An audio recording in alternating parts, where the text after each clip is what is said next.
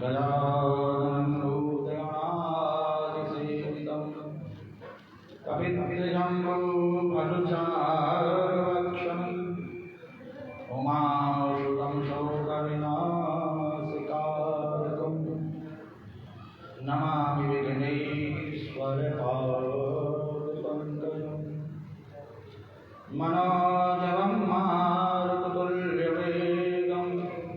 जितेन्द्रियं बुद्धिमतां वरिष्ठं वातात्मजं वानरयोधमुख्यं श्रीरामदूतं शरणं प्रपद्ये। आत्मानं गिरिजापति सहचरा प्राणशरीरमग्रियं पूजादिविषयो भोगरचनानिन्द्रासमाधिस्थितिः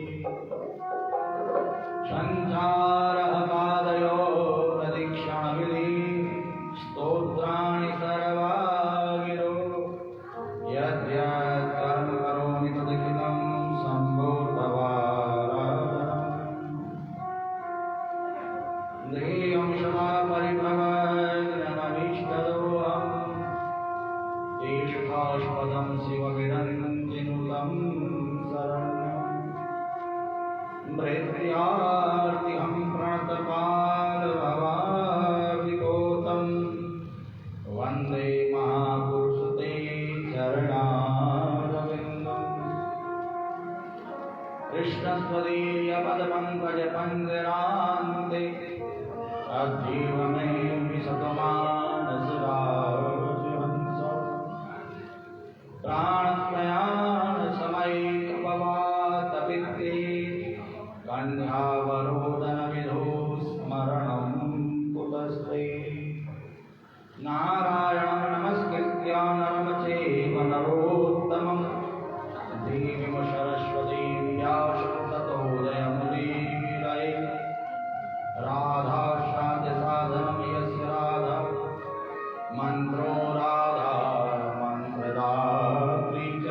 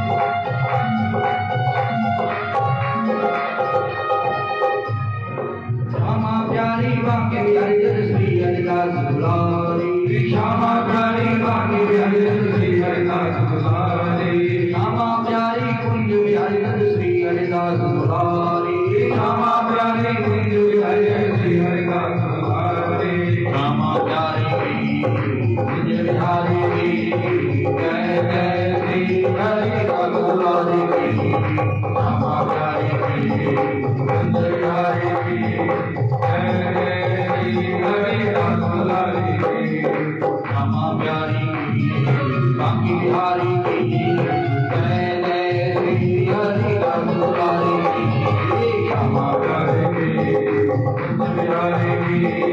जय जय श्री हरि राम दुलारी श्यामा प्यारी कुंज बिहारी जय श्री हरिदास दुलारी श्यामा प्यारी कुंज बिहारी जय श्री हरिदास दुलारी श्यामा प्यारी बांकी बिहारी जय श्री हरिदास दुलारी श्यामा प्यारी बांकी बिहारी जय श्री हरिदास दुलारी जय श्यामा प्यारी बांकी बिहारी जय श्री हरिदास दुलारी जय श्यामा प्यारी बांकी बिहारी जय श्री हरिदास दुलारी जय श्यामा प्यारी कुंज बिहारी जय श्री हरिदास दुलारी जय श्यामा प्यारी कुंज बिहारी जय श्री हरिदास दुलारी जय श्री हरिदास दुलारी जय श्री हरिदास दुलारी जय श्री हरिदास दुलारी जय श्री हरिदास दुलारी जय श्री हरिदास दुलारी जय श्री हरिदास दुलारी कुंज बिहारी श्री हरिदास कृष्णाय वासुदेवाय हरे परमात्मने प्रणतः क्लेशनाशाय गोविन्दाय नमो नमः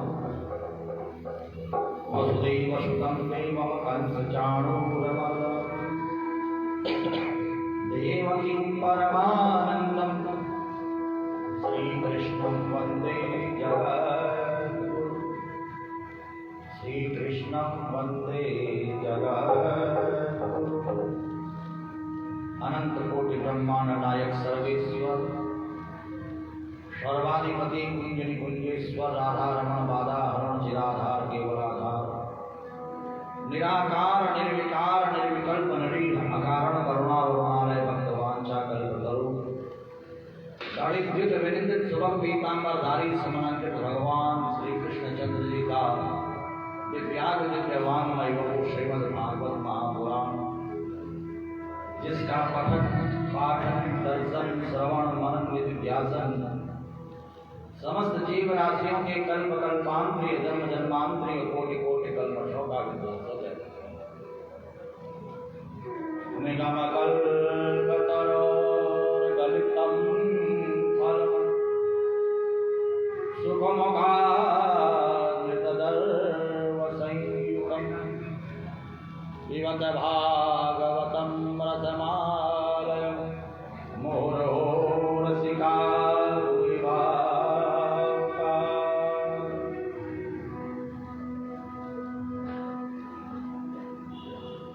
जन्मांतरे भवेत् पुण्यं श्रीमद्भागवतं लभेत्।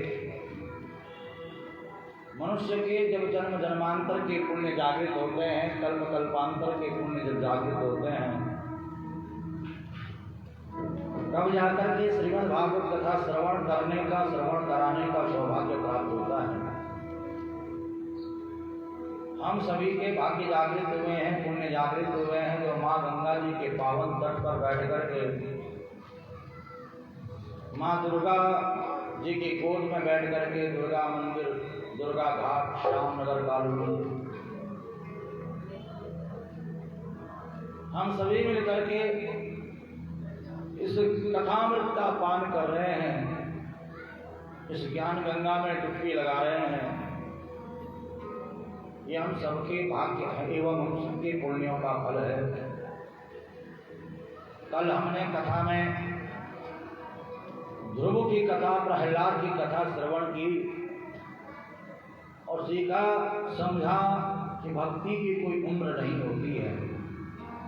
बंदी कर ले भजन भगवान का जवानी में, आंखों पर तनेगा जाला, नाक से बहेगा नाला, लकड़ी से पड़ेगा पाला जरा जिंदगानी में।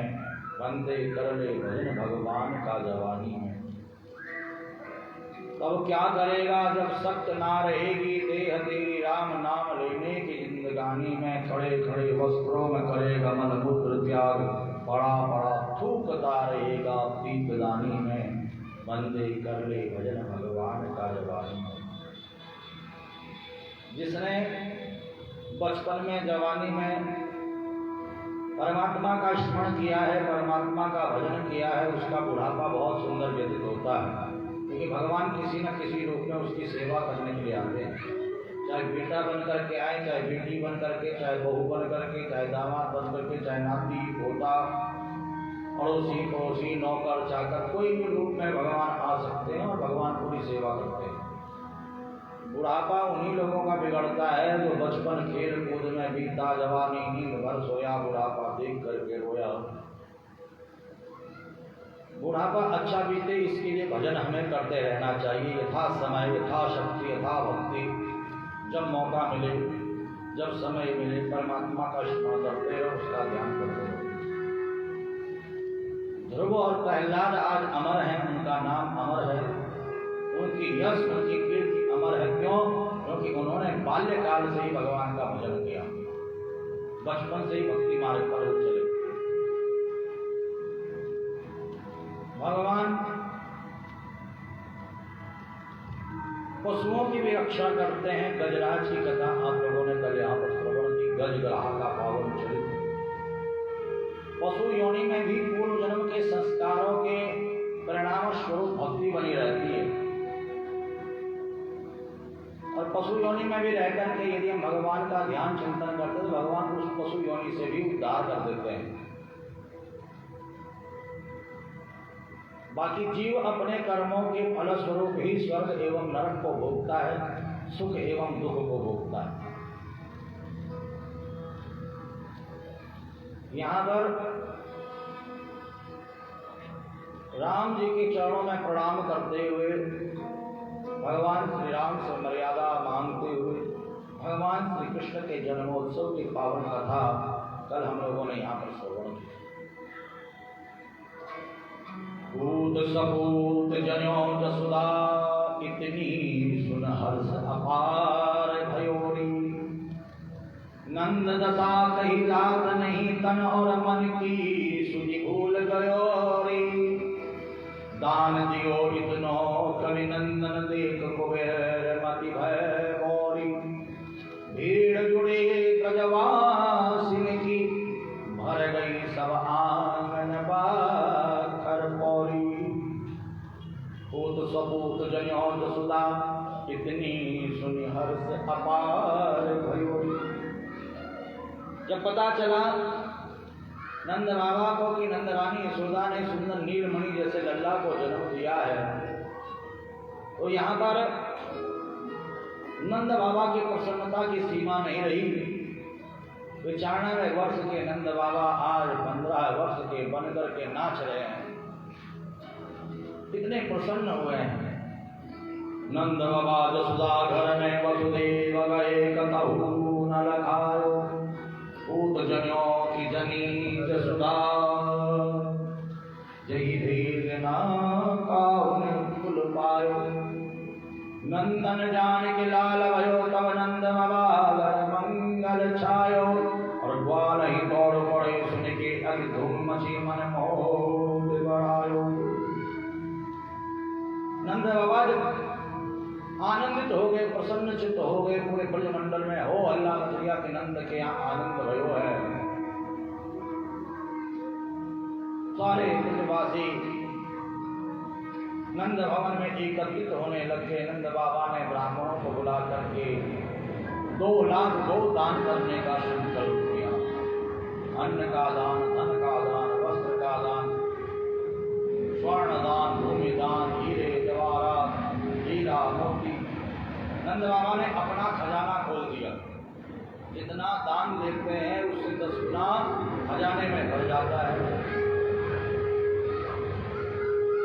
और सुखदेव मुनि कहते हैं कि प्रत्येक व्यक्ति को अपने जीवन में दान पुण्य करते रहना चाहिए।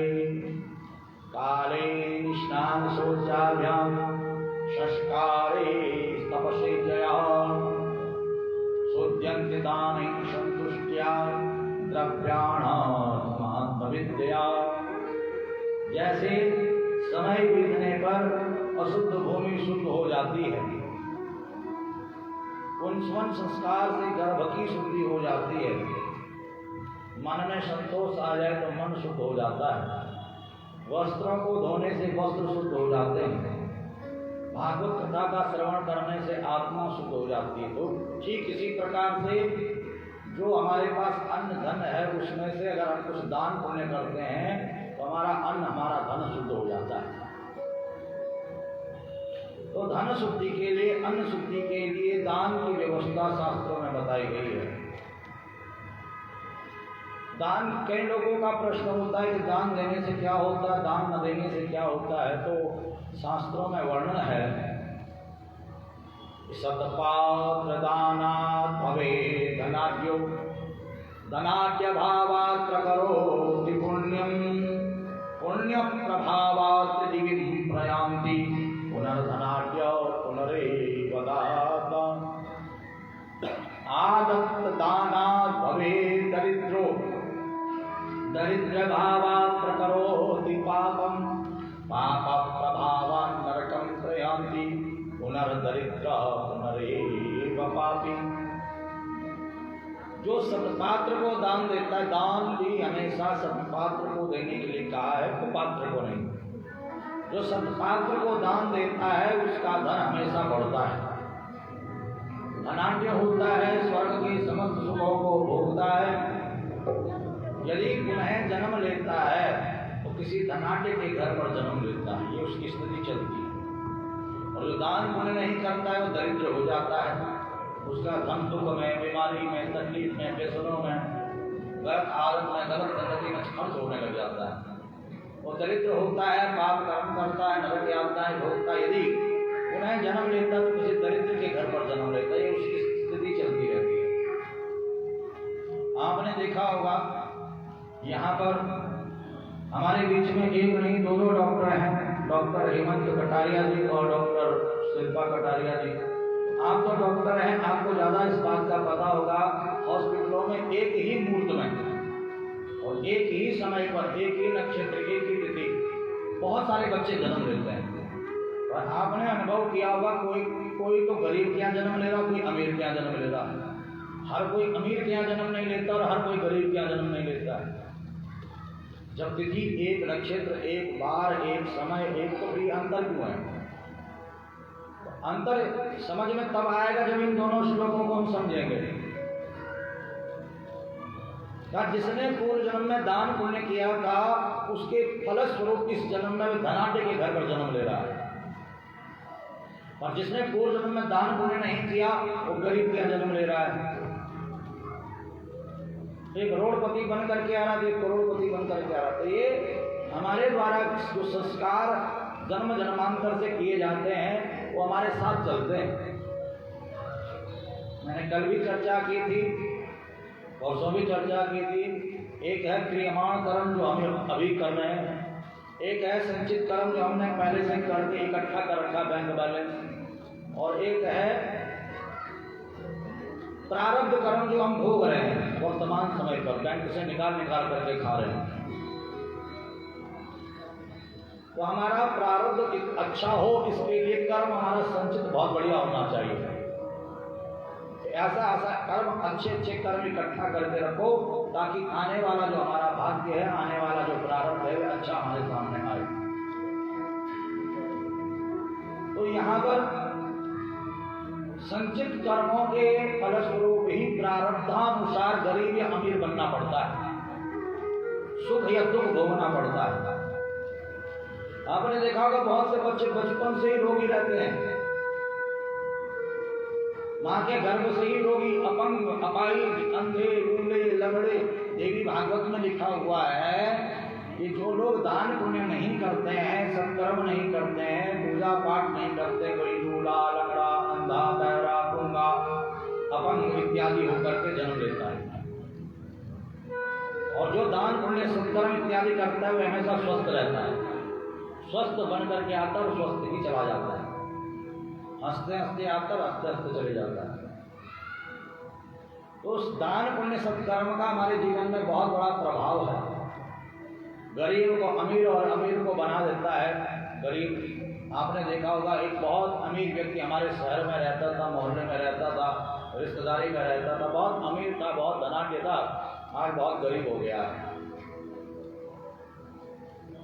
किसी से मांगता है तो भी नहीं मिलता है। और एक बहुत गरीब था, आज बड़ा अमीर हो गया, महाराज कईयों का परिवार पाल रहा है। ऐसा कैसे हो गया? तो जिसके मन में सत्कर्म करने का भाव था, दान पुण्य करने का भाव था, भगवान ने उसे इतना दिया कि आज वो कईयों का भला कर रहा है। और जिसके मन में दान पुण्य करने का भाव नहीं था, भगवान कहते से दे करके क्या लाभ है, तो भगवान उससे ले करके किसी और को दे देते हैं। दान एकम कलो युगे, इस कलयुग में दान पुण्य की बहुत बड़ी महिमा सुखदेव मुनि ने वेद व्यास जी महाराज ने शास्त्रों में बताई है। याचको नैवयाचन्ते बोधयन्ते गृहे गृहे दीयतां नित्यम् आदतुर्गतिरीदृशी। ये जो मांगने वाले हैं, मांगने नहीं आते हैं, हम और तुमको शिक्षा देने आते हैं। भैया जब मेरे पास था तब मैंने दिया नहीं, इसलिए आज मैं मांग रहा हूँ। तेरे पास अगर है तो तू दान पुण्य कर ताकि तुझे मांगना न पड़े। तो नंद बाबा क्या कर रहे हैं? जो भी नंद बाबा के द्वार पर आ रहा है, नंद बाबा उसे दे करके भेज रहे हैं, खाली हाथ नहीं भेज रहे हैं।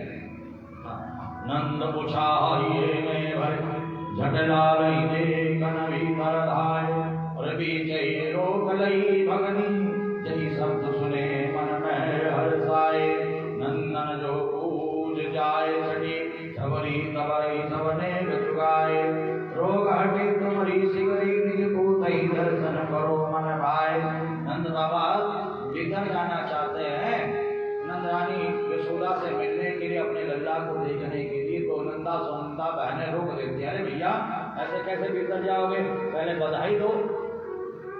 नंद बाबा कहते रहे अभी तक तो छठी की नहीं पूजी गई, अभी बधाई जो मन सो ले लेना, चलो तिजोरी की चाबी ले लो। जो भी आना नंद बाबा उदार मना होकर के दे रहे हैं। नंद द्वार नगार गुरे इतने की धुन सोती लोग हो जाए, और देवन ने तब जान नहीं पर ब्रह्म ही भूतल में प्रकटाए। और बैठे विमान चले सजको कवि नंदन आनंद में उड़साए। उस शुभ के रग अंबर सुमन मोर भरी सुर गोकुल आए।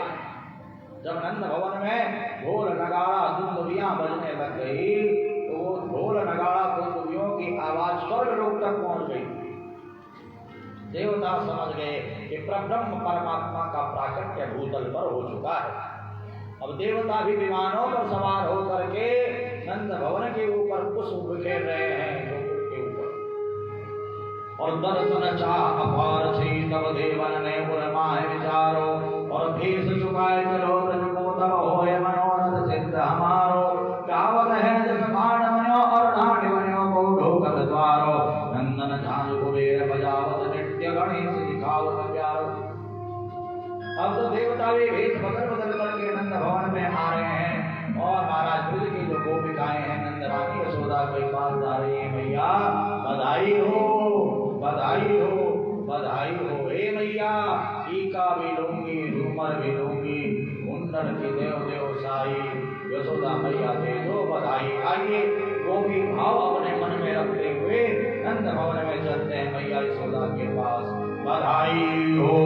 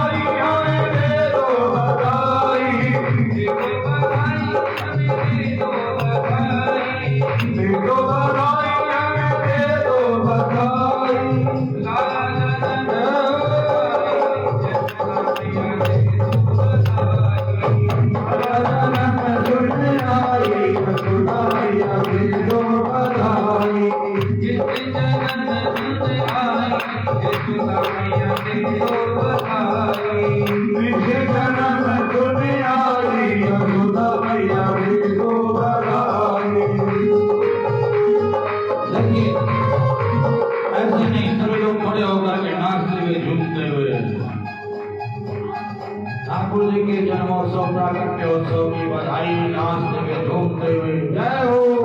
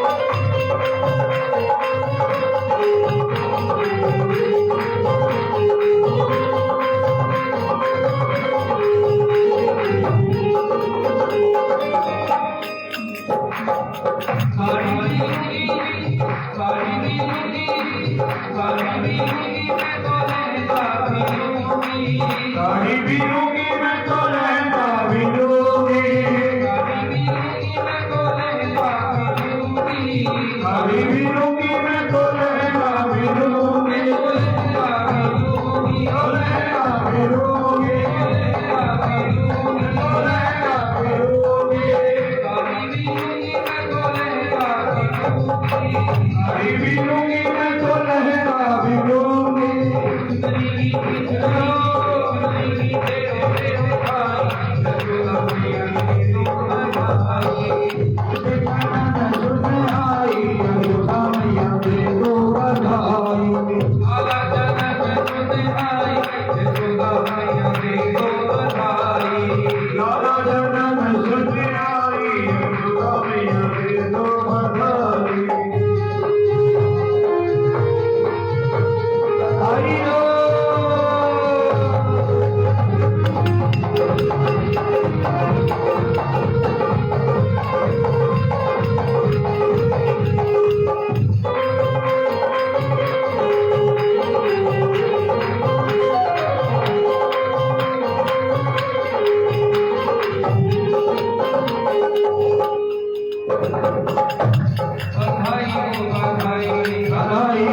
बधाई बधाई हो बधाई बधाई हो बधाई मोहे लाला की बधाई मोहे लाला की बधाई मोहे लाला की बधाई मोहे लाला की बधाई हाँ चूड़ी भी लूंगी मैं तो कंगना भी लूंगी चूड़ी भी लूंगी मैं तो कंगना भी लूंगी चूड़ी भी लूंगी मैं तो कंगना भी लूंगी चूड़ी भी लूंगी मैं तो कंगना भी लूंगी नगमी की नगमी देव देवताई यशोदा मैया ने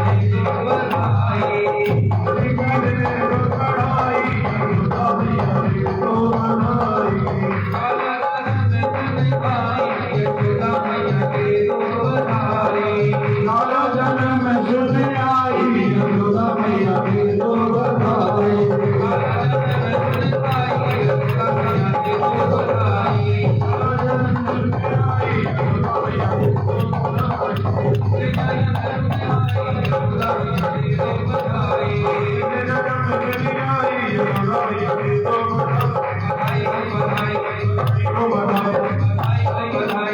हो बधाई बधाई हो बधाई बधाई हो बधाई बधाई हो बधाई बधाई हो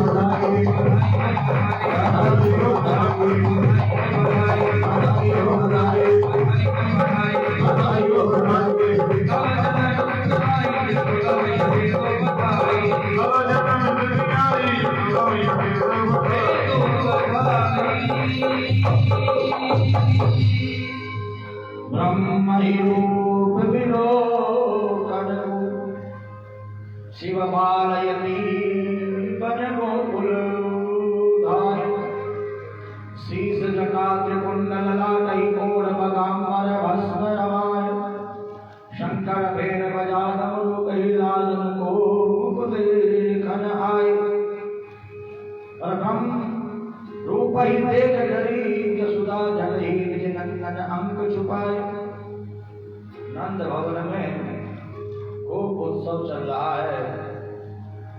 ब्रजवासी बधाई देने भी आ रहे हैं, बधाई लेने भी आ रहे हैं। देवता भी भेष बदल बदल करके नंद भवन में पहुंच रहे हैं। यहाँ पर भगवान शिव मन में विचार करते हैं कि मैं भी अपने इष्ट का दर्शन कर आऊं, क्योंकि शिव से हृदय विष्णु विष्णु से हृदय शिव।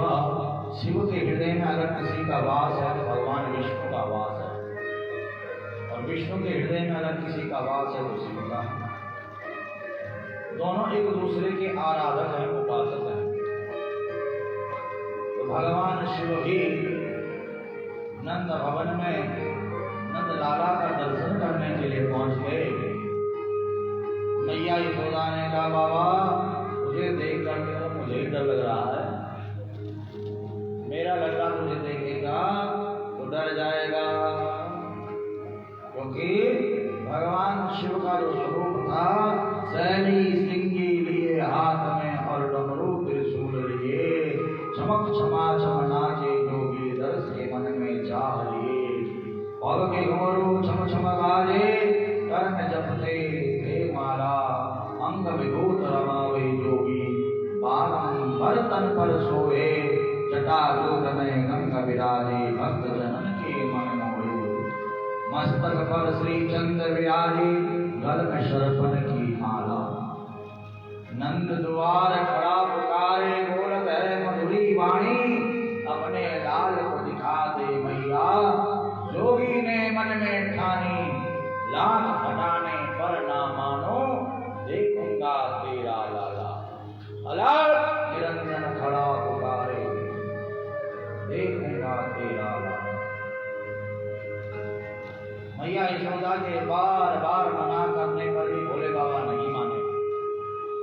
मुझे तो तेरे लल्ला का दर्शन करना है, बड़ी दूर से आया हूँ, कैलाश पर्वत से आया हूँ। मैया यशोदा ने कहा कि बाबा चाहे तो कुछ भी कर, तुझे लल्ला नहीं दिखाऊंगी। भोले बाबा ने कहा यहीं धूनी रमा करके बैठ जाऊंगा। क्या मेरे नंद भवन में 10 द्वार हैं, ये द्वार हमेशा के लिए बंद कर दूंगी, ताला लगा दूंगी। अरे कभी तो तेरा लल्ला बड़ा होगा, कभी तो यहाँ से आएगा जाएगा, कभी दर्शन कर लूंगा। बोले बाबा वहीं बैठ गए, धुनी रमा करके। मैया यशोदा ने किवाड़ बंद किया, भीतर आए देखा तो नंद लाला रोए जा रहा, रोए जा रहा, रोए जा रहा, रोए जा रहा, चुप ही नहीं हो रहा। एक गोपी ने कहा, अरे बहन यशोदा, वो बाबा जो है ना वो जादू टोना करके गया है, और बाबाओं को जादू टोना करना बहुत आता है। उसने ऐसा जादू टोना कर दिया है कि तेरा लल्ला चुप ही नहीं हो रहा है। अगर तू चाहती है कि तेरा लल्ला चुप हो तो बाबा के पास जाना पड़ेगा। मैया यशोदा आई, क्या बाबा देख, दूर से मेरे लल्ला का दर्शन करना, पास मत आना, मेरे गले में बड़े बड़े सर्प पड़े हुए हैं। बोले बाबा कहते फालतू नहीं तो पालतू है, ये कुछ नहीं करने वाले, कुछ नहीं कहने वाले। मैया यशोदा भीतर गई और अपने लल्ला को अपनी गोद में लेकर के आई। माता यशोदा द्वार पे आई, अपने लाल को गोद लिए। अति विभोर हो शिव योगी ने बाल रूप के दर्श किए। बोले बाबा बड़े प्रेम से टकटकी लगा करके बाल रूप भगवान नारायण का दर्शन कर रहे हैं। और मैया यशोदा को पता ही नहीं चला कब गोद से कूद करके भोले बाबा की गोद में नंद लाला पहुंच गए। देखती रह गई मैया यशोदा, और भोले बाबा की गोद में जाकर के नंद लाला खिल खिल खिल खिल खिल खिल हंस रहे हैं। भोले बाबा भी नंद लाला को खूब लाड़ लड़ा करके मैया यशोदा को दे करके चले हैं स्मिरत कृष्ण नाम को, कैलाशी काशी वाला अलग निरंजन खड़ा पुकारे, देखूंगा तेरा लाला। आज ब्रज की गलियों में नाचे योगी मत वाला। आज है बोले बाबा उस रूप को हृदय में धारण करके, बाल रूप को हृदय में धारण करके कैलाश पर्वत को प्रस्थान करते हैं। सुखदेव मुनि कहते हैं कि वृषभानु जी भी नंद भवन में आए हैं नंद लाला का दर्शन कर। वृषभानु जानते हैं कौन है? पता किसको पता नहीं है बताओ? वो राधा रानी सरकार की, राधा रानी श्री जी के जन्म की बड़ी सुंदर कथा आती है। वृषभानु और कीर्ति मैया पहले रावल गांव में रहते थे। ब्रजमंडल में गांव है रावल गांव। इनकी संतान नहीं थी कोई भी, और ये यमुना स्नान करते थे और यमुना महारानी से प्रार्थना करते थे कि हमें संतान सुख हो। एक दिन कमल पुष्प बहता हुआ आ रहा था, जिसमें करोड़ों करोड़ों सूर्यों का प्रकाश प्रकाशित हो रहा था। वो कमल पुष्प वृषभानु और कीर्ति के समक्ष आकर के खिल गया, और उसमें एक कन्या थी। वो वृषभानु ने कन्या ली, अपनी पत्नी कीर्ति को दी, कहा जमुना महारानी से ये कन्या रूपी रत्न हमें प्राप्त हुआ है, और इस कन्या का नाम राधा रानी रख दिया। बोले राधा रानी सरकार की। पर एक बात किसी को नहीं बताई कि जब से ये राधा रानी प्रकट हुई है तब से नेत्र नहीं खुले। और ठीक 11.5 महीने बाद नंद के यहाँ आनंद की सूचना मिल गई। नंद के यहाँ लल्ला भयो है। राधा रानी 11.5 महीने बड़ी है कन्हैया से। अब जैसे ही वृषभानु जी सभी अपने साथियों को लेकर के राधा रानी को गोद में लेकर के नंद भवन पहुंचे, नंद बाबा और वृषभानु को एक दूसरे से मिले। वृषभानु ने कहा कहाँ है तेरा लल्ला? तो पालने में रोए जा रहा है। दिखा मुझे। जैसे ही अपनी गोद से राधा रानी को नंद लाला के बगल में रखा तो नंद लाला बगल खिल हंसने लगे। बोले कृष्ण कन्हैया लाल की। अब जैसे ही कन्हैया की खिलखिलाहट की आवाज सुनी तो राधा रानी भी टकटकी लगा करके देखने लगी। आंखें खोल, 11.5 महीने से आंखें नहीं खोली थी, आज अपने नेत्र खोल दिए। देवताओं ने पुष्प बरसाने प्रारंभ कर दिए। वृषभानु कहते हैं नंद बधाई हो, लगता है ये दोनों एक दूसरे के लिए जन्मे। अब जो दूध दही माखन लाए थे बधाई देने को वृषभानु जी, वो दूध दही माखन तो नंद बाबा के ऊपर ही उड़ेल दिया। बधाई हो, अरे नंद बाबा ने कहा से बधाई दी जाती है क्या? हमारे घर में दूध दही माखन की कमी थोड़ी ना है। लाओ ब्रजवासियों दूध दही माखन लेकर के आओ। अब तो क्या था, एक दूसरे के ऊपर ही दूध दही माखन उड़ेलने लग गए।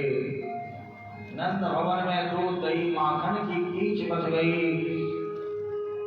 नंद बालन पकड़े कहीं नाचन लोगन ने बिगुसाए।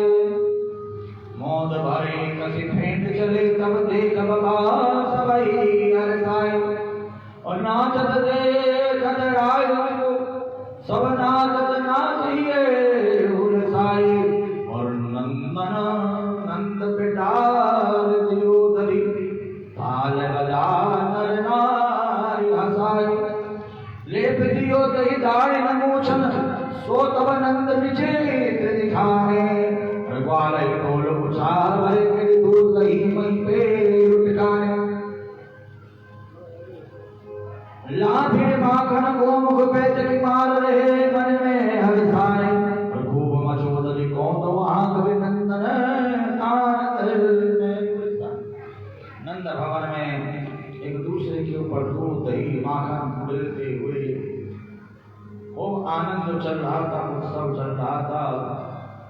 वहीं पर एक गोपी जिसका ब्याह हुआ था 8 वर्ष की अवस्था में, पहले समय पर आज से 15 साल 20 साल पहले अगर आप जाओ, 25 साल पहले जो ब्याह होते थे वे 7 वर्ष 8 वर्ष की अवस्था, 9 वर्ष से 10 वर्ष की अवस्था तक माताओं के ब्याह हो जाते थे। कन्यादान अभी भी बिहार साइड में एक परंपरा, गौना की परंपरा है, वो यही है कि कन्यादान दान तो पहले ही कर देते हैं और बाद में जो है विदाई बाद में होती है। क्योंकि 10 वर्ष से नीचे कन्या और उसके ऊपर किशोरी हो जाते हैं, तो कन्यादान नहीं रहता। शुद्ध एवं पवित्र जो कन्यादान माना गया है 10 वर्ष से नीचे की अवस्था का माना गया। तो 8-10 वर्ष में ब्याह हो जाते थे पहले। अब वो जो गोपी थी उसका ब्याह 8 वर्ष की अवस्था में हुआ था और वो जो ब्याह के समय पर उसने वस्त्र पहने थे, श्रृंगार किया था, वो सारा उसने एक बक्से में रखा हुआ था और संकल्प किया था कि ये श्रृंगार मैं दोबारा करूंगी। कब? जब नंद के यहाँ आनंद मनाया जाएगा, नंद रानी यशोदा के जब लल्ला या लल्ले कुछ भी हो जाएगा। अब प्रतीक्षा करते करते करते करते इस गोपी की जो अवस्था है 100 वर्ष से ऊपर की हो गई और आज इसके कान में कहीं से बात पड़ गई कि नंद के यहाँ आनंद मनाया जा रहा है, उत्सव मनाया जा रहा है, नंद के आनंद भयो है, लल्ला भयो है। अब गोपी की प्रसन्नता की सीमा नहीं, उसने अपना बक्सा खोल दिया और जो श्रृंगार ब्याह के समय पर किया था वही श्रृंगार करने लग गई। अब आंखों से कम दिखाई देता था, इसलिए उसने जो होठों पे लगाने वाला आंखों पे लगा दिया, आंखों पे लगाने वाला होठों पे लगा दिया, गले में बांधने वाला पैरों में बांध दिया और पैरों में बांधने वाला गले में बांध दिया। ऐसे ही वस्त्र भी अस्त व्यस्त पहन करके, क्योंकि बुढ़ापे की आंखें भी दिखाई कम देता था और महाराज श्रृंगार भी कर रही थी। महाराज जो है 90-100 वर्ष के बाद हाथ में लाठी लेकर के नंद द्वार पर जाकर के खड़ी हो गई। अरे भैया कहा भयो? एक वाले ने माखन का गोला बनाया, जैसे इसने कहा भयो, गोला फेंक करके मारा, वो गोला सीधा मुंह के रास्ते पेट में चले गया, क्योंकि दांत रूपी द्वार तो पहले टूट चुके थे। वो सीधा पेट में गया, जीभ से होठों को साफ करती हुई कहती भैया कहा भयो? एक वाला कहता है गोपी तो को ना बतो नंद के यहाँ आनंद भयो है। अब ये तो नाचने लग गई। वहां पर बिखरा पड़ा था दूध दही माखन रपट गई, फिर फिसल गई और उस दूध दही माखन में ही लोट पोट होने लगी। बधाई हो, बधाई हो, बधाई हो। ऐसे सुंदर आनंद महोत्सव नंद भवन में चल रहा था। नंद बाबा ने कहा, देखो ब्रजवासियों, बात ऐसी है, मैं कंस का वार्षिक कर देकर के आता हूं। अगर कंस का कर नहीं दिया तो कंस राक्षसों को भेज देगा और आनंद उत्सव में विघ्न आ जाएगा। नंद बाबा ने अपनी बैलगाड़ियों पर, सत्रों पर दूध दही माखन की मटकियां रखी और चल पड़े मथुरा कंस का कर देने के लिए। और इधर कंस को जब पता चला कि मेरे को मारने वाला मेरा काल कहीं और जन्म ले चुका है, तो कंस ने क्या किया, मीटिंग बुला ली। अकासुर, बकासुर, धेनुकासुर, व्योमासुर, केसी, पूतना, सक्कासुर, जनावर, बड़े बड़े राक्षसों को बुला दिया। पूतना नामक जो राक्षसनी थी वह कहती है, महाराज आप मुझे आज्ञा दीजिए, 5 दिन के भीतर, 15 दिन के भीतर, महीने भर के भीतर जितने भी बच्चों ने जन्म लिया है मैं सबको मार आती हूँ, आपका काल भी मर जाएगा। कंस से प्रेरित होकर के ये पूतना बालकों की हत्या करने के लिए जाती है, परंतु जो अपना असली रूप है उसको छुपा देती है। कई बार जो हम भीतर से होते हैं वे बाहर से नहीं दिखाई देते हैं। बाहर से कई लोग अरे बड़े सज्जन दिखाई देते हैं, बड़े भक्त दिखाई देते हैं, रोज पूजा करते हैं, पाठ करते हैं, मंदिर जाते हैं, कथा में जाते हैं, परंतु अंदर जो है बहुत भयानक जो है राग द्वेष छल कपट भरा होता है, पता नहीं चलता। तो ऐसे ही पूतना, उसने अपना भेष ही छुपा दिया, भेष ही बदल दिया। ओम कीयम स्मनकालकूटम जिघांसया पायनक्यसाद्विक लेभे गतिमदादृशितान्ततोण्यं कंवादयालु शरणदेवा। सात्विक बड़ी सुंदर बन करके अपने स्तनों पर कालकूट विष लगा करके निकल पड़ी बच्चों को मारने के लिए। भगवान की योग माया ने सोचा कि निरपराध बालकों को मारेगी, उससे पहले से भगवान से ही मिलाना होगा। योग माया पूतना के हृदय में चली गई और पूतना के मन में आया कि उत्सव जहाँ हो रहा होगा मैं वहीं जाऊंगी। और उत्सव उस समय पर केवल नंद भवन में चल रहा था। तो पूतना सीधा नंद भवन में जब पहुंची तो सब के सब देख रहे, अरे ये तो इस लोक की नहीं जान पड़ती है, इस गांव की तो है ही नहीं, और ऐसी सुंदर आसपास के गांव में कोई हो नहीं सकती है। लगता है श्री देवी ही चल करके आ रही है। श्री कहते हैं लक्ष्मी जी को, वैकुंठ से लक्ष्मी जी चल करके आ रही हैं। अगर हम इससे पूछेंगे तो कौन है, कहाँ से आई है, कौन से गांव की है, तो इसको बुरा लग जाएगा, इसलिए किसी ने इससे पूछा नहीं। नंदरानी यशोदा कहती, आओ आओ बहन बैठो, जलपान करो। तो बहन यशोदा बधाई हो, बधाई हो बहन, बधाई हो। सब ब्रजवासियों का आशीर्वाद है। मैं तो ये 85 वर्ष की अवस्था में उम्मीद ही छोड़ दी थी, तो सब ब्रजवासियों ने आशीर्वाद दिया। तो आज 85 वर्ष की इस अवस्था में लल्ला प्राप्त हो गया। उतना कहती बहन, काहे थे लल्ला, कहीं भीतर पालने में सोया है, चुपके से भीतर जाओ, दर्शन करके आओ। जाओ जगह नमक, बच्चा कच्ची नींद में होता तो रोता है। हाँ हाँ बहन, लल्ला को देख करके आ जाऊंगी मैं बाहर। उतना जब भीतर गई, नंदलाला सोए नहीं थे, नंदलाला तो उठे हुए थे। नंदलाला ने जैसे पूतना को देखा, ओहो मौसी जी आ गई हैं, मामा जी ने भेजा है, मथुरा से आई है तो मौसी जी। और मौसी जी को देखते ही नंदलाला ने अपने नेत्र बंद कर दिए।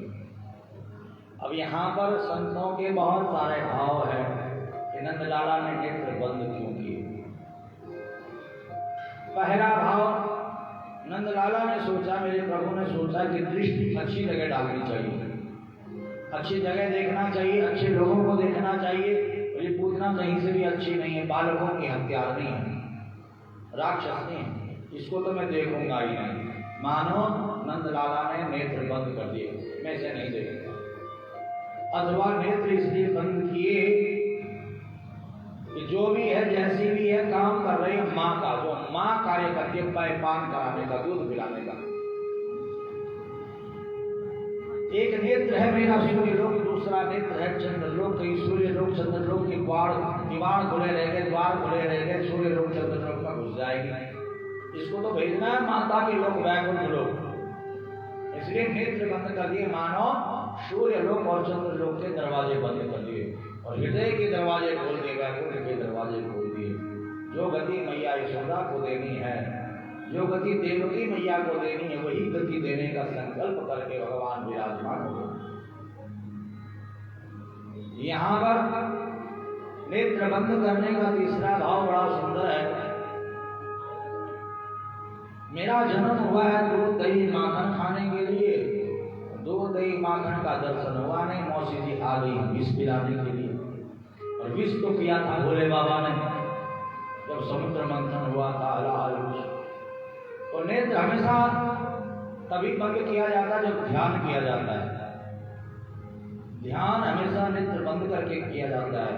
मानव नंद लाला नेत्र बंद करके ध्यान कर रहे हैं, हे भोलेनाथ आप मेरे कंठ में आ जाओ, विष आप पी लेना, जो दूध बचेगा वह मैं पी लूंगा, आप आ जाओ विष को पी लो। अथवा मेरे कन्हैया ने सोचा कि नेत्रों से नेत्र मिलने से प्रेम हो जाता है और प्रेमी प्रेमी को नहीं मार सकता है। और अगर मेरा प्रेम पूतना मौसी से हो गया तो मैं मौसी को मार नहीं पाऊंगा, और अगर मैंने मौसी को मारा नहीं तो इन्हें अपराध बालकों को मारेगी।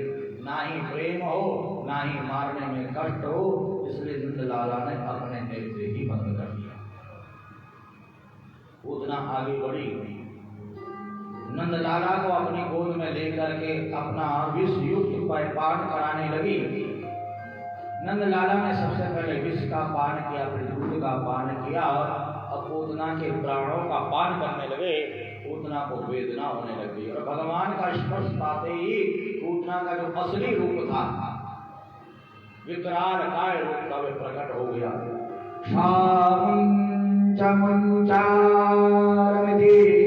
प्रभासिनी निष्पेद्यमाना नीलजीवमर्मणि विवेक्य नेत्रे चरणोबुधो प्रसन्नगात्रा क्षिपिरोरुहादः।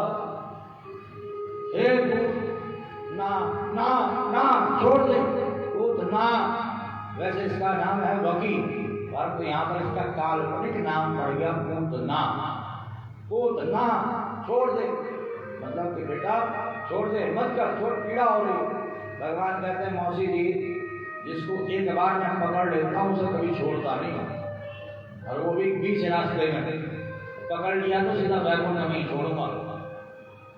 पूतना को इतनी वेदना हुई, पूतना के नेत्र ही बाहर निकल आए और पूतना धाम से पृथ्वी पर गिर गई। पूतना के प्राण पखेरु उड़ गए। बोले पूतना मर्दन भगवान की। पूतना के गिरने का बहुत जोर का शब्द हुआ, सारे ब्रजवासी दौड़े दौड़े आए। मैया यशोदा रोती रोती आई, मेरा लल्ला कहाँ है? हे मैया देखो तुम्हारा लल्ला जैसे विशाल पर्वत पर नीलमणि चमकता है, पूतना के विशाल काय शरीर के ऊपर नीलमणि जैसे खेल रहा है। अरे कोई मेरे नीलमणि को मुझे ला कर दे दो। 6 कोस का शरीर था। सीढ़ियां लगाई, नंदलाला को उतारा, मैया यशोदा को दिया। मैया यशोदा सीधा गौशाला में लेकर गई। गौशाला में ले जाकर के पंचद्रव्य से अपने लल्ला का स्नान कराया, पंचद्रव्य का पान कराया और गाय की पूंछ पकड़ करके अपने लल्ला को चढ़ा दिया। पंचद्रव्य कहते हैं वो माता का दूध, दही, घी, गौ माता का गोबर, गोमूत्र, पंचद्रव्य है, ये अमृत माना गया। 5 अमृत है। माँ जब बच्चे को दूध नहीं पिला पाती तो गौ माता का दूध पी करके बच्चा जीवित रहता है। जो कार्य एक माँ करती है वो माता ही करती है। दूसरा, दही और घी की जो महिमा है वे आप सभी जानते हो, कितना पौष्टिक है, कितना उसमें जो है प्रोटीन है। यावत् जीवे सुखम जीवे ऋणम कृत्वा कृतम जीवे, यहाँ तक शास्त्र कहता है। घी का बड़ा जो है, अब आजकल तो सब नकली है। असली गौ माता का जो घी है वो बड़ा ही हमारा जो है दवाई औषधि है, वो औषधि। हमारी बहन है डॉक्टर बहन, क्या नाम है, नाम लिखा हुआ है, भूलिए नाम, शिल्पा बहन। आप आयुर्वेद में तो घी को बहुत बड़ी औषधि माना गया। हाँ, आरोग्य कारक है, बड़ा लाभदायक है। और गौमूत्र आपको पता होगा, नहीं पता आप लोगों को तो डॉक्टर हमारी बहन से पूछ ले। कैंसर जैसी बीमारी को भी गौमूत्र ठीक कर देता है, अगर नियमित रूप से उसकी कुछ मात्रा है जो डॉक्टर सलाह देते हैं, वो मात्रा वो नित्य अगर ली जाए। अगर प्रथम स्टेज में कैंसर है तो कैंसर हमारा ठीक हो जाता है। तीसरी स्टेज का कैंसर भी हमने ठीक होता हुआ देखा गौमूत्र से। चौथी स्टेज में कैंसर पहुंच गया था, डॉक्टर ने कह दिया था मात्र 4-5 दिन का मेहमान है। गौमूत्र सेवन करने से पूरा 5 साल जिया, आयु बढ़ गई है। गौमूत्र भी महाराज बड़ा कैंसर जैसी बीमारी को ठीक कर। और गाय का गोबर शरीर में कैसा भी फोड़ा, फुंसी, चर्म रोग अगर हो, कुष्ठ रोग जैसी बीमारी अगर नित्य गाय के गोबर का लेप करके स्नान किया जाए तो महाराज जो है कुष्ठ रोग तक जो है ठीक हो जाता है।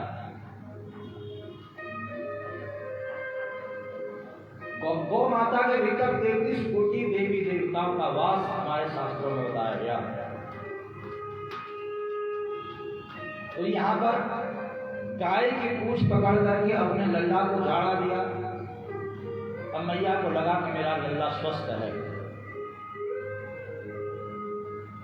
इधर कंस का कर देने के लिए नंद बाबा गए थे तो वहां वसुदेव जी मिल गए थे।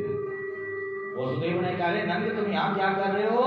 मेरा ज्योतिष बता रहा है कि गोकुल में उत्पात होने वाला, कोई अनहोनी घटने वाली है।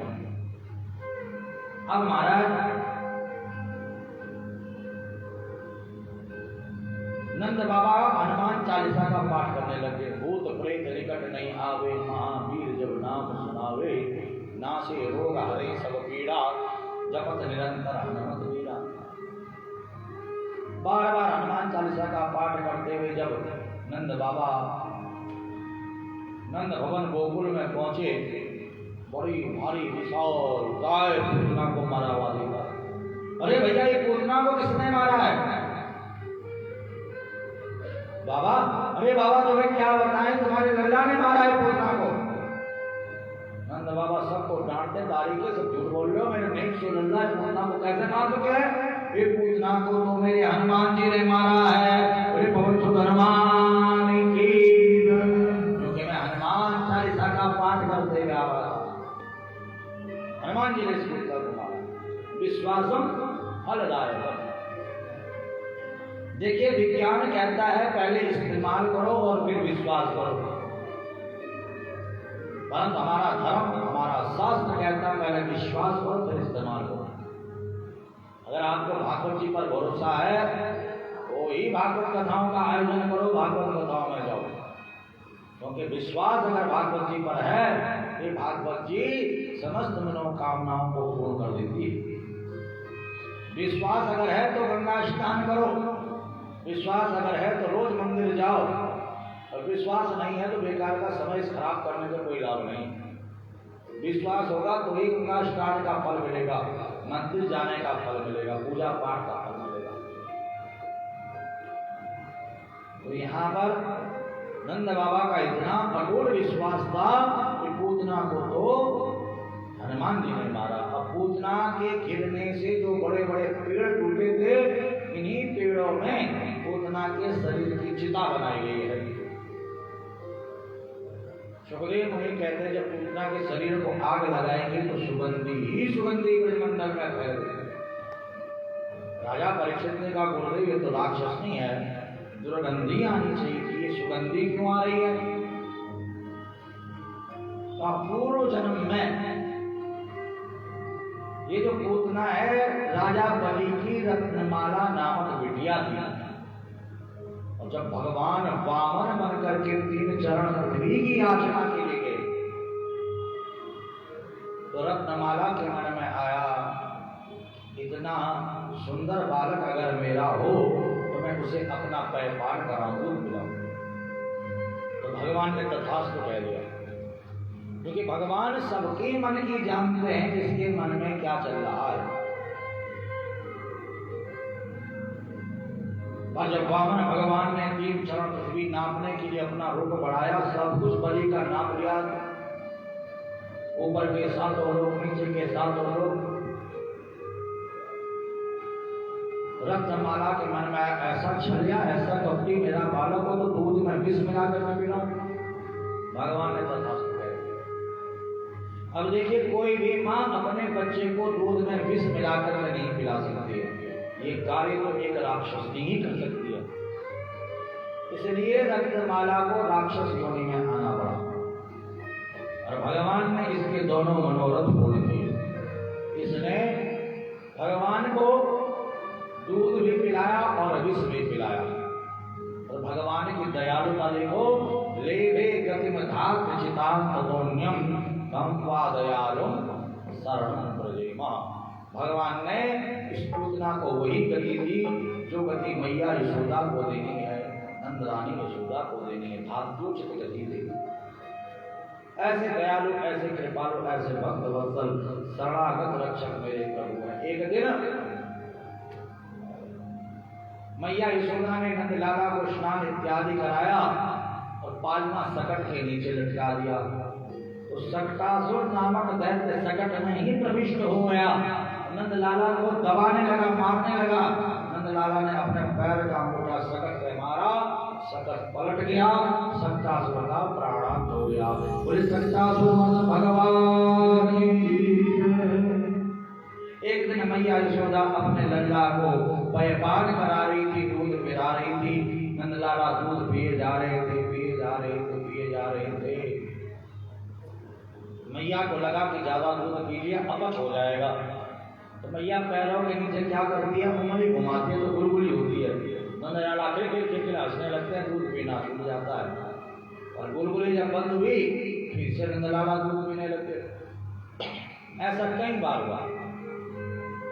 अब की बार नंदलाला इतना जोर से हंसे कि मैया यशोदा को नंदलाला के मुख में संपूर्ण ब्रह्मांड दर्शन हो गया।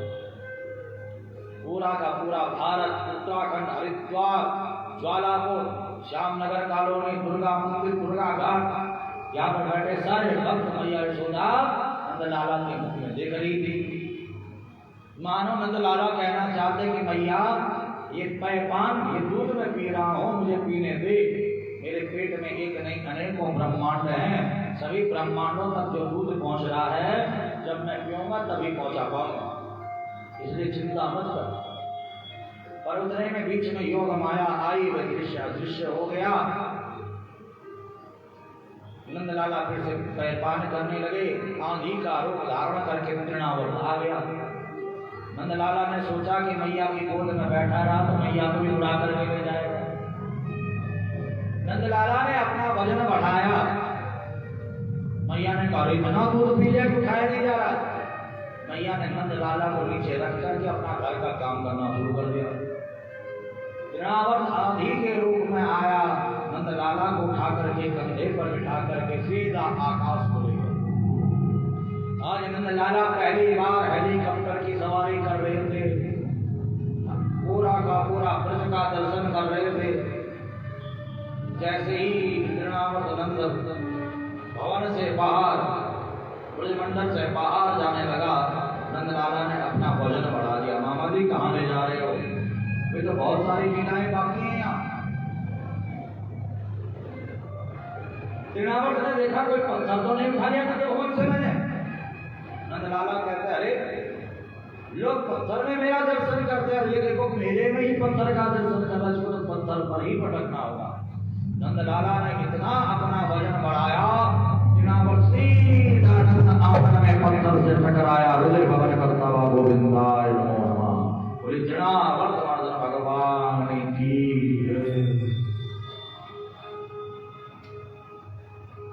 शुभदेव मुनि कहते हैं राजा परीक्षित से समय आगे बीतता गया। गर्गः पुरोहितो राजन् यदूनां सुमन्तव ब्रजं जगामनन्दस्य वासुदेव प्रचोदितः। गर्गाचार्य जी आज वसुदेव जी से प्रेरित होकर के नंद भवन में आए हैं।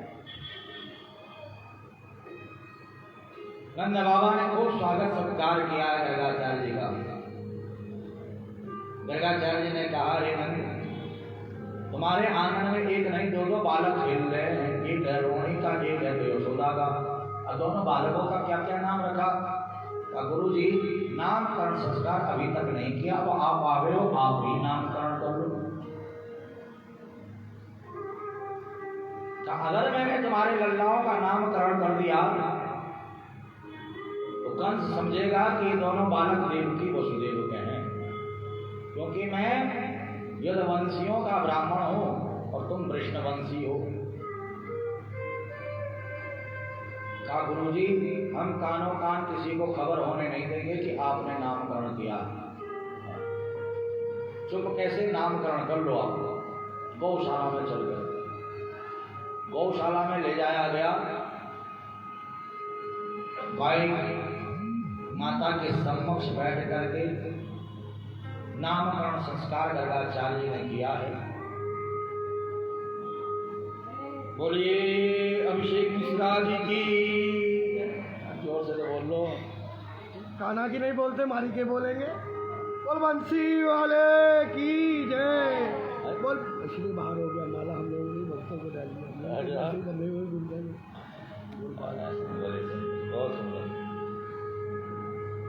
गर्गः पुरोहितो राजन् यदूनां सुमहत्तव ब्रजं जगामनन्दस्य वासुदेव प्रचोदितः। गौशाला में जाकर के गर्गाचार्य जी कहते हैं देवी रोहिणी का जो बालक है इसमें बल की अधिकता होगी, सबको आराम सुख देगा, इसलिए इसका नाम मैं बलराम रखता हूं। लोग इसे दाऊ दयाल कहेंगे। रेवती के साथ विवाह होगा तो रेवती रमण कहेंगे। और ये छोटे वाला रानी यशोदा का जो बालक है अनामिका भी कोई नाम रखा जाता है। अरे विष्णु सहस्त्र नाम इसी के नामों से भरा पड़ा है। ये हर युग में आता है, हर कल्प में आता है। पृथ्वी का भार हल्का करने के लिए आता है, धर्म की रक्षा के लिए आता है, धर्म संस्थापनार्थाय संभवामि युगे युगे।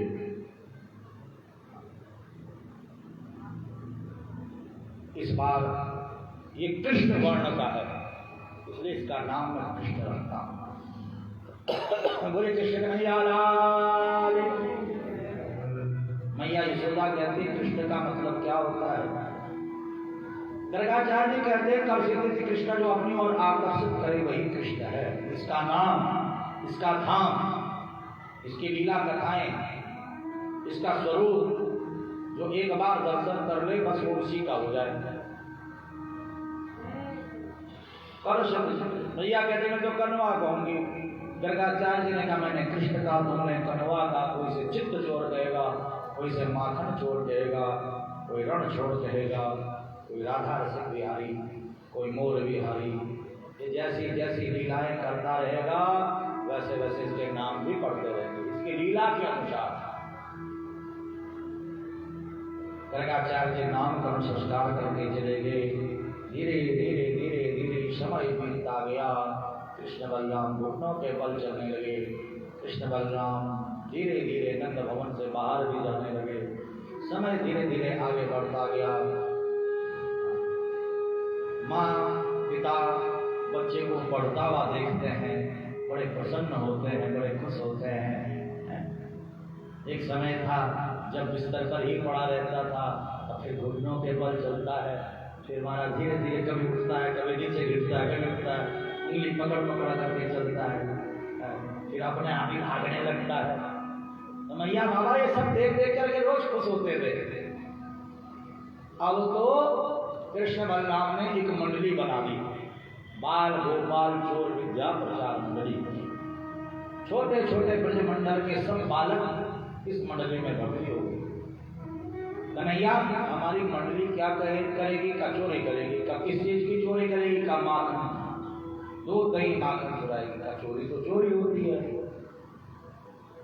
चोरी तो चोरी होती है। का देखो अपना अधिकार का है तो मांगना चाहिए, मांग करके ना मिले तो छीन लेना चाहिए, छीन करके भी ना मिले तो चुरा लेना चाहिए। दूध दही माखन पर हम बच्चों का अधिकार है, और मैया बाबा मथुरा आकर के बेच जाते हैं।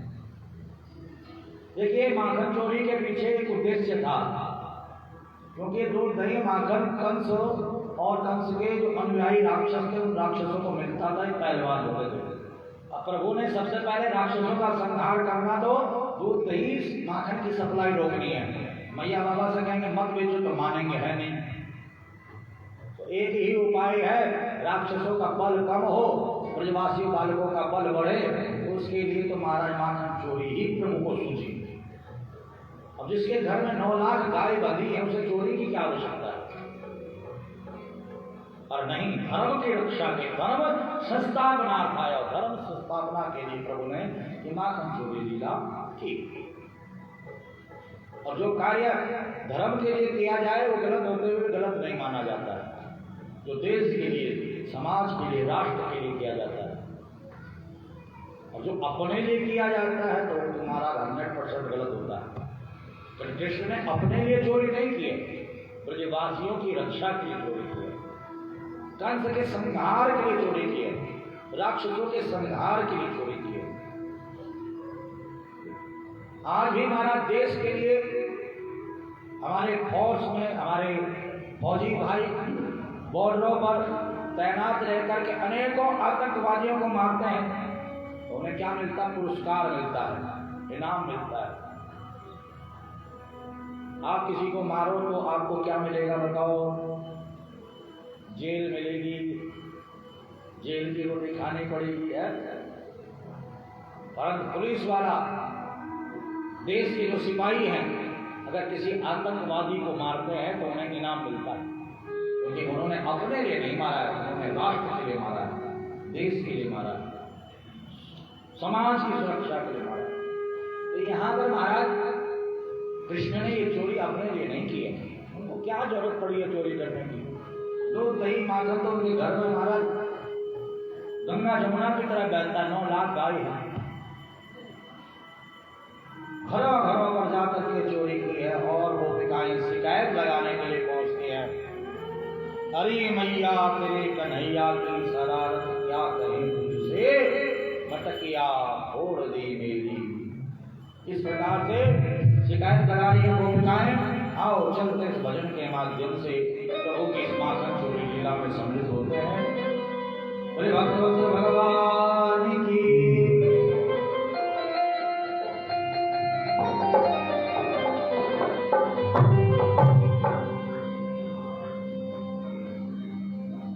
हरी मैया कन्हैया की शरारत क्या कहूँ नटखटी, मटकिया फोड़ दी मटकिया फोड़ दी मटकिया फोड़ दी मटकिया फोड़ दी। हरी मैया कन्हैया की, हरी मैया कन्हैया की, हरी मैया कन्हैया की, हरी मैया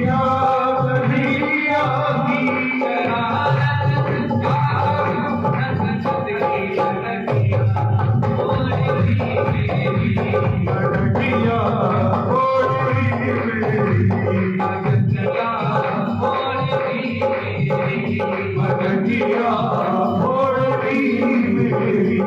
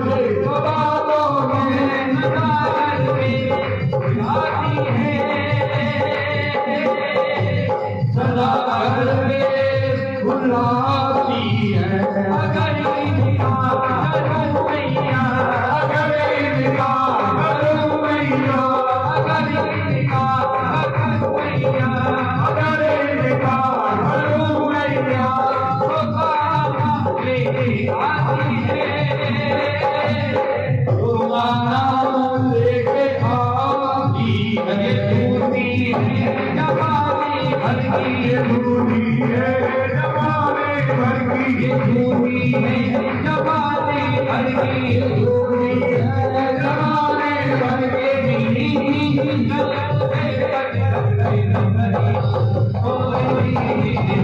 पतिया और भी मेरी पतिया और भी मेरी पतिया और भी मेरी कन्हैया कन्हैया की हरी मैया कन्हैया की नराधन चाहूं न तेरी कन्हैया और भी मेरी पतिया और भी मेरी कन्हैया और भी मेरी पतिया और भी मेरी पतिया और भी मेरी पतिया और भी मेरी पतिया और भी मेरी पतिया और भी मेरी। बोले भक्ति वत्सल भगवान की वत्सांचल कुलित समय क्रोध संजात आसा स्तेयं स्वादवदतिमया कल्पते तेन योगे मार्गान् मोक्षं विभजति सजनैति भानं विनक्ति द्रव्यायावे सगृहकृतो याविभक्रोऽस्यतोका अरे मैया तेरे कन्हैया शिकायत क्या कहूँ तुझसे। गोपिकाएं श्रीमद् भागवत महापुराण के 10वें स्कंद के 8वें अध्याय के 29वें श्लोक में यहाँ पर शिकायत लगा रही हैं। वत्सांचल कुलित समय क्रोध संजा, तेरा लल्ला समय पर आता है हमारे बछड़ों को खोल जाता है। बछड़े सारा दूध पी जाते हैं, गाय दूध नहीं देती है तो सास ससुर पति सब बड़े हमारे पर क्रोध करते हैं, डांटते हैं, ठीक से बछड़े नहीं बांध सकती। और तो और तेरा लल्ला समय पर हमारे घर में घुस करके आता है, हमारा दूध दही माखन सब चुरा जाता है। मैया यशोदा कहती है कि अरे मेरे घर में दूध दही माखन की कमी थोड़ी ना है जो तुम सबके घरों में जाकर के चोरी करके खाएगा। तुम सब झूठ बोलते हो। अगर कोई पड़ोसी जो है शिकायत अगर बच्चों के लगाने के लिए आता है, कोई शिकायत लेकर के आता है तो माताएं कभी नहीं मानती हैं कि मेरा बच्चा बिगड़ गया, गलत काम किया। माँ लड़ पड़ती है सामने वाले से, झूठ बोल रहा अपने को संभाल, अपने को देख, बहुत शिकायत लगाने आया था। ऐसे ही मैया यशोदा भी अपने लल्ला की शिकायत नहीं सुन सकती है। पर एक दिन दाऊ भैया ही शिकायत लेकर के आ गए, मैया तेरे लल्ला ने माटी खाई है। मैया यशोदा कहते दाऊ माटी खाई है? लोग कहते हैं दूध खाया, दही खाया, मक्खन खाया, घी खाया, तो करा माटी खाई। हाँ हाँ मैया मैंने देखा है, दूध दही से अब माटी का आ गया है। मैया ने कहा है जमुना के किनारे। मैया भागी भागी गई, लाला तूने माटी खाई, मुंह बोल। कन्हैया कहते हैं ना हम पक्षधवान अम्बा सर्वे मिथ्या विसंत, सब झूठ बोलते हैं। हाँ सत्यवादी हरिश्चंद्र तो कोई है, बोल अपना। जैसे मुंह बोला तो संपूर्ण ब्रह्मांड अपने मुंह में दर्शन करा दिया। भाई मैया माटी नहीं, इसकी रज है। इस रज को अपने मुख में डाल करके अपने भीतर जितने भी भक्त हैं ब्रह्मांड में, जितने भी मुझ तक पहुंचना चाहते हैं, मोक्ष को पाना चाहते हैं, इस रज को पहुंचा करके उनको मुक्त कर रहा हूं। क्योंकि जो वृंदावन आते हैं ब्रज रज को पाते हैं वे तो मुक्त हो ही जाते हैं, और जो ऐसे भी हैं जाना चाहते पर जा नहीं पाते। तो आज सुबह में भजन सुन रहा था, बड़ा अच्छा मुझे लगा। नंद भवन में मुड़ रही धूल धूल मोह प्यारी लगे, नंद भवन में मुड़ रही धूल धूल मोह प्यारी लगे।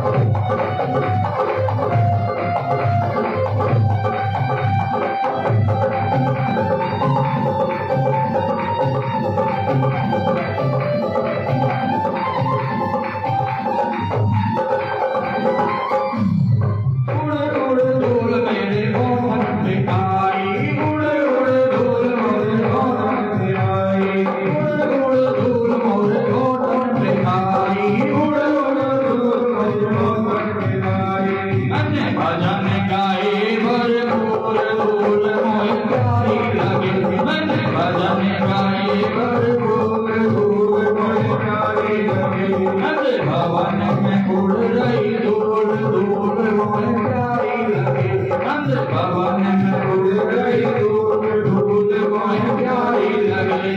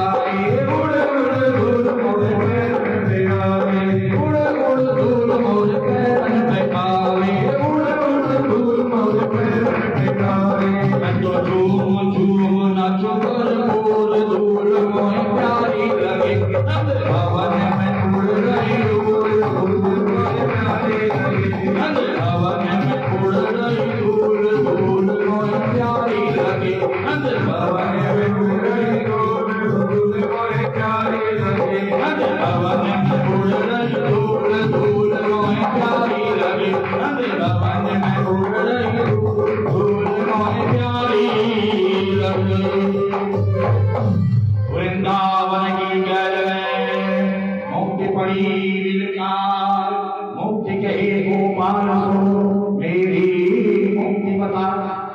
वृंदावन की गलियों में मुक्ति महारानी पड़ी हुई रोती है, कहती है कन्हैया मेरी मुक्ति बताओ। तो कन्हैया कहते हैं पड़ी रहे यहाँ गैल में साधु संत कट जाए और कुड़ रज मस्तक पड़े तो मुक्ति मुक्त है जाए। ये ब्रज की जो धूल है, ब्रज की जो रज है, ये मुक्ति को भी मुक्त कर देती है।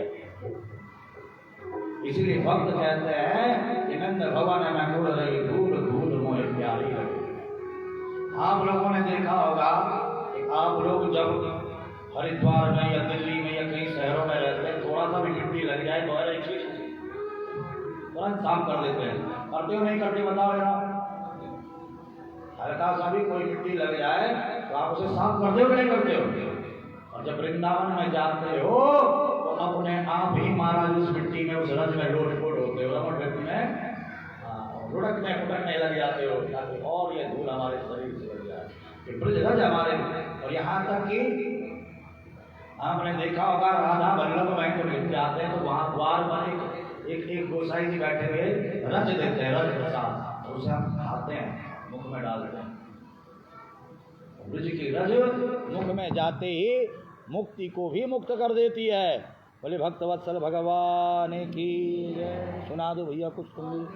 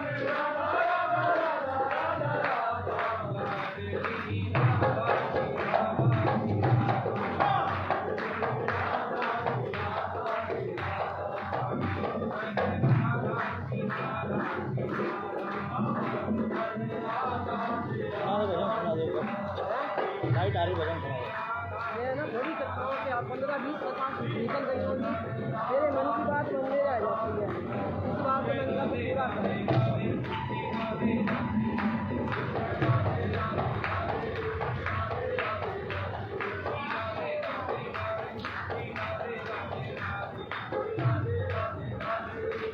थैला रख दो, बोलना भैया, पूरा थैला रख दो।